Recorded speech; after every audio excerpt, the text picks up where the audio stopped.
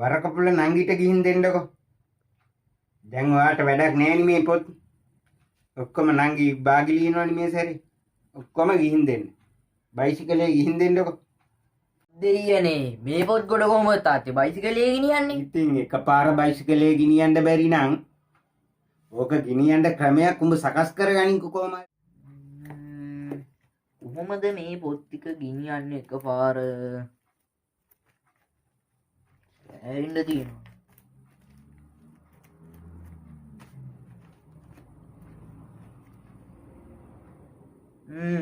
හරි. මං කරන්නම්කෝ හොඳ ක්‍රමයක් මේකට. කොල්ලෝ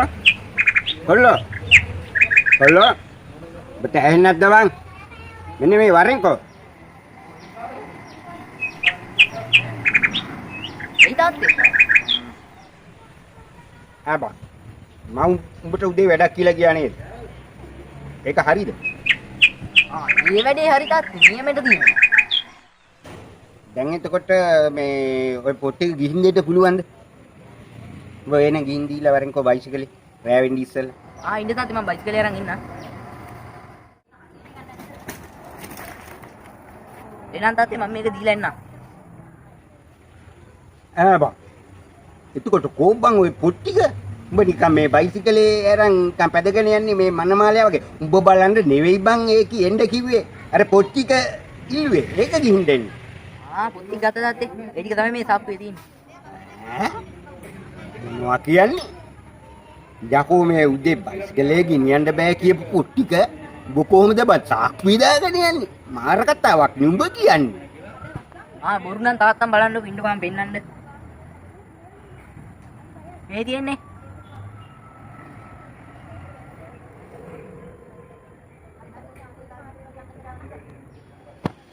බොල. ඔය මොනවද බං ඔය බෝතලයක තියෙන්නේ? මේකනේ තාත්තේ. තාත්තා කිව්වනේ උදේ ඔය පොත් ටික ලේසියෙන්ම එකපාරින් ගෙනියන්න ක්‍රමයක් යොදාගෙන කල්පනා කරන්න කියලා. මම මේකෙන් කල්පනා කරලා සුපිරි ක්‍රමයක් කිදුවා. ඒක තමයි මේ. මහත්ලා නපුරු කුප්පි පුරවානි රෝංගේව. පහල පහල මිනිස්සු බය වෙලා ආවේ ඒකවල. මගේ ඔළුව වැදුනා කියන්නේ ගලක මොකුත් නැහැ. තව ඩිගේ මාත් ඉවරයි.